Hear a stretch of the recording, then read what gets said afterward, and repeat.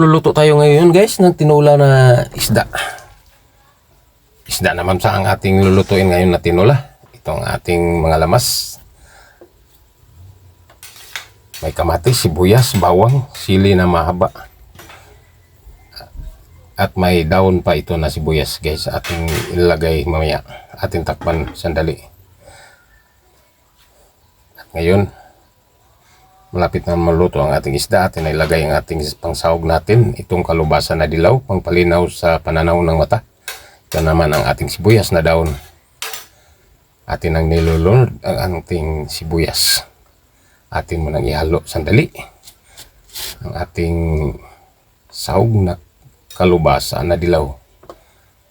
At atin mo na siyang lagyan ng kaunting suka. Pangpasim kaunti sa ating niluluto na tinula guys. Mas masarap kapag maasim kaunti ang ating sabaw. Ating nang timpla ng asin. Itong asin natin na nilagay natin guys, tamang tama ito. Kabisado na natin ang pagpanimpla natin.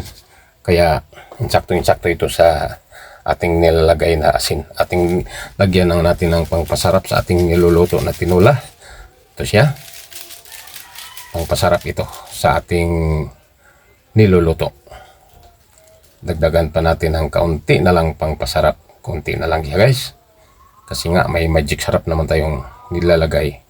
Ito siya ang ating tinula.